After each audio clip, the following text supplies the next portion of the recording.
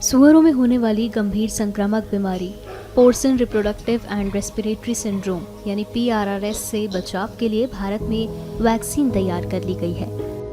Vaccine का पहला field trial Chhattisgarh के सरगुजा जिले के शासकीय शुकर पालन केंद्र सकालो में किया जा रहा है।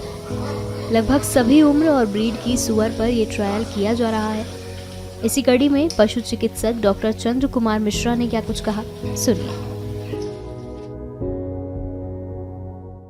इस प्रक्षेत्र में PPRS नामक जो वायरस से जो रोग फैलता है, ये रोग सुअर में होता है और इसको यदि कहेंगे तो पोर्सिन रिप्रोडक्टिव रेस्पिरेटरी सिंड्रोम नाम की बीमारी है।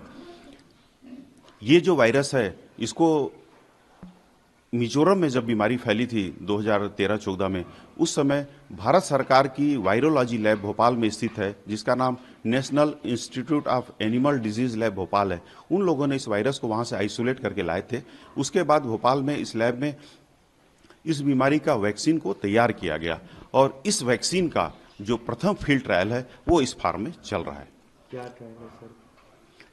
ये बीमारी जो वायरस की है बहुत संक्रामक है और ये जब फैलती है तो हमारे जो सुअर पालक हैं या जो पशु पालक हैं उनके आर्थिक नुकसान होता है, क्योंकि जब सुअरों की मृत्यु होती है और इनमें रिस्पायरेटरी के लक्षण आते हैं, उसमें रिप्रोडक्टिव सिस्टम के लक्षण आते हैं, तो बच्चों की उत्पादन क्षमता खत्म हो जाती है। ऐसे में हमारे जो हितग्राहियों को इस बीमारी से जो नुकसान हो रहा है उससे बचाव के लिए इसका वैक्सीन तैयार किया गया है और इसका फील्ड ट्रायल हमारे यहाँ चल रहा है।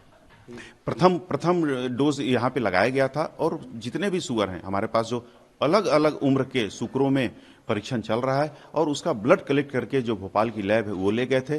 दूसरा जो बूस्टर डोज 21 दिन के अंतराल के बाद पुनः लगाया गया है और इसका पूरा ब्लड कलेक्ट करके पुनः ले गए हैं और वहां पे वो अध्ययन कर रहे हैं और हमारे यह फील्ड ट्रायल सफल हो जाता है तो निश्चित रूप से भारत के लिए और उन सुकर पालकों के लिए जिनके यहाँ आर्थिक नुकसान हो रहा था उनको लाभ प्राप्त होगा और हमारे देश के लिए भी ये गर्व की बात होगी कि इस वैक्सीन को हम लोगों ने मार्केट में लाया और इससे जो सुकर पालक हैं उनको आर्थिक रूप से हम बचा सक रहे हैं उनके नुकसान को देखते हुए।